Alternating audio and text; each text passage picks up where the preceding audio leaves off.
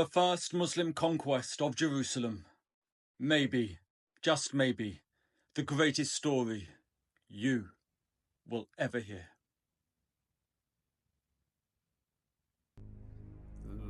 At the beginning of the 7th century, between the years 602 and 628 AD, the world's two superpowers, the Byzantines and Persian Sassanids, were locked in a brutal war.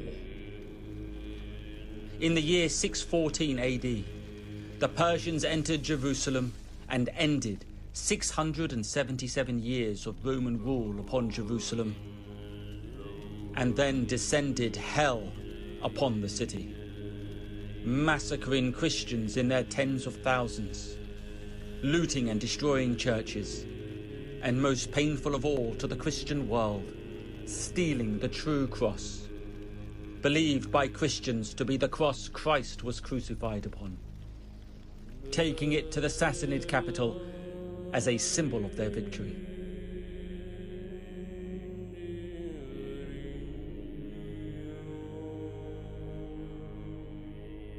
"15 years later, in 629 AD, the Byzantine Emperor Heraclius had wrestled Jerusalem back under Byzantine control and had reclaimed the true cross.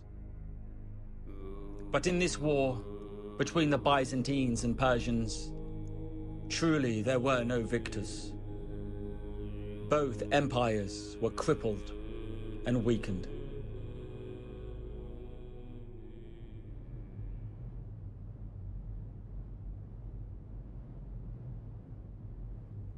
But unbeknownst to these two colossal empires, whilst they were busy destroying one another, to their south, a weighty message was being delivered in the Arabian Peninsula.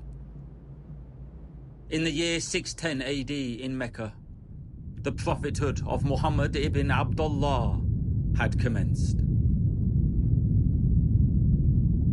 A'udhu billahi minash shaytanir rajim. Bismillahir Rahmanir Rahim. Iqra bismi rabbikal ladhi khalaq. Khalaqal insana min 'alaq. Iqra wa rabbukal akram. Over a period of 23 years, the Archangel Gabriel delivered the direct speech of God to Muhammad. The Quran, meaning the recitation, that called humanity back to its primordial path, the path all the prophets of old had called their people to, pure monotheism, submission to God. By the time of the prophet's death, in the year 632 AD, a spiritual, religious, cultural and political tidal wave had transformed the Arabian Peninsula, uniting it under the first Islamic State. After the death of the Prophet, leadership of the Muslim community, known as the Ummah, was passed on to successors. These successors were known as the Caliph. By the year 636 AD, just 4 years after the death of the Prophet, the newly born Islamic State had expanded at a blistering pace, conquering Iraq, Syria and the Levant, absorbing the territories of the once mighty Byzantine and Persian empires. That same year, knowing what was coming, the Patriarch of Jerusalem, Archbishop Sophonius, was deeply worried that the Christian community of Jerusalem and their sacred sites may suffer the same fate as they did at the hands of the Persians, and secretly sent the true cross to Constantinople. In the year 637 AD, the Caliph of the Islamic State was the fierce, loyal companion of the Prophet, Umar ibn al-Khattab, whose Muslim army had encircled Jerusalem, laying siege to it for 4 months. Despite keeping a brave defense of the city, Sophonius knew that the situation was unwinnable and would negotiate the surrender of Jerusalem with the Muslim commanders laying siege to it. Sophonius would agree to surrender the city on the assurance that his Christian community would be protected, and one more condition: that if the Caliph wanted the city, he must come and take it himself. So the Caliph obliged, and would do so in a manner that would immortalize this story. Wearing a simple white garment that had been mended and patched multiple times, the Caliph embarked on the 2-week journey, not with an army, nor with pomp or ceremony, just himself, a servant, and a camel, that the 2 men would take equal turns in riding. When the Caliph reached the Muslim military base in northern Syria, in the town of Al-Jabiyah, he met with the senior Muslim commanders, including the Honorable Abu Ubaidah ibn al-Jarrah, who looked upon his Caliph dressed in such desperately humble clothing.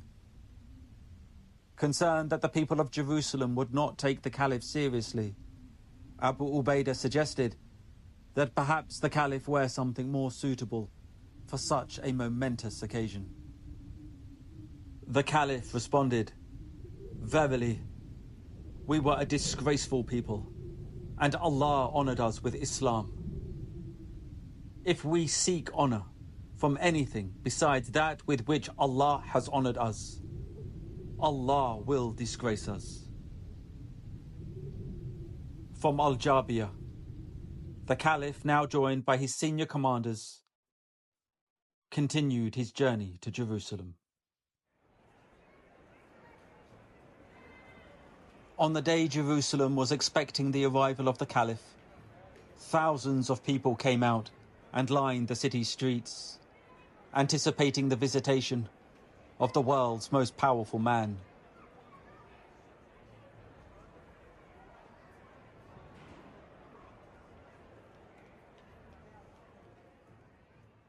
And then he came, pulling his camel, in patched clothing, now muddied as a result of his long and arduous journey. It is said, and documented by multiple sources, that when Jerusalem beheld the Caliph, they were in awe of what they were seeing. The most powerful man on earth had arrived, resembling a Bedouin, not a world leader. Who was this man? A powerful message was being sent. Power is not a key to the adornments and luxuries of this world, but a burden entrusted by God.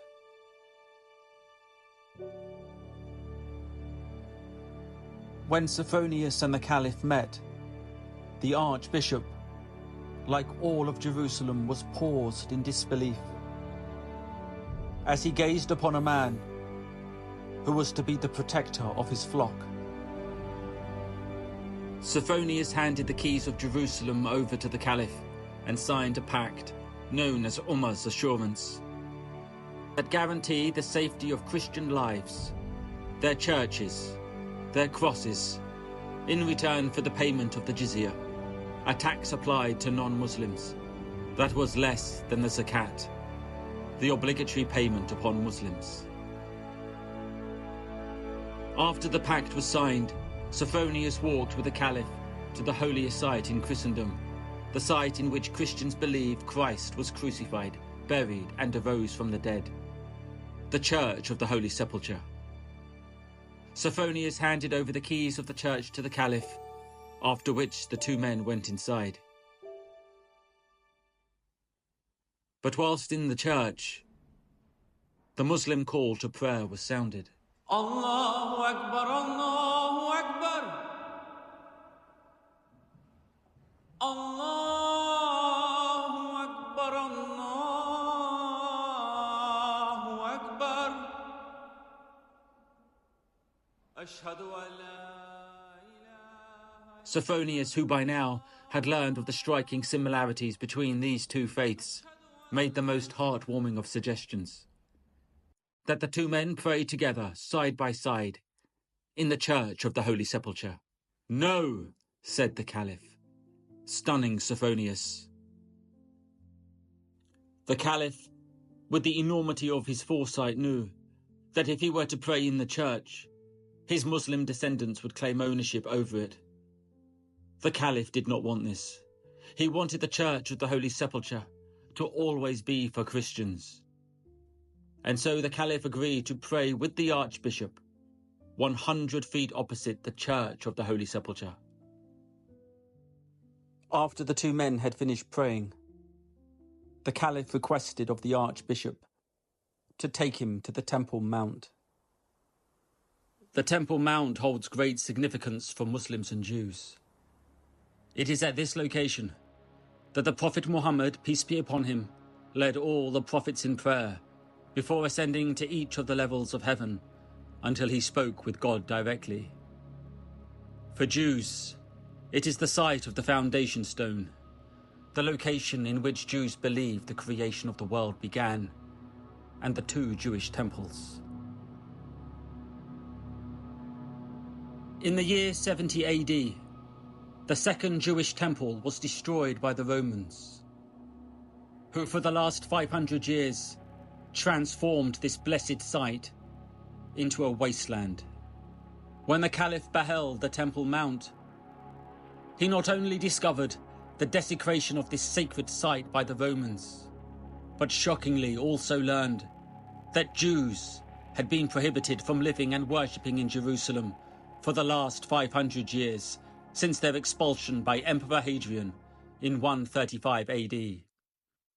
So, the Caliph instructed that the Temple Mount be cleared, and after half a millennium, Jerusalem would once again be a home for the Jews, as he invited Jewish families to relocate to the city, ending the 500-year wilderness of Jews in Jerusalem.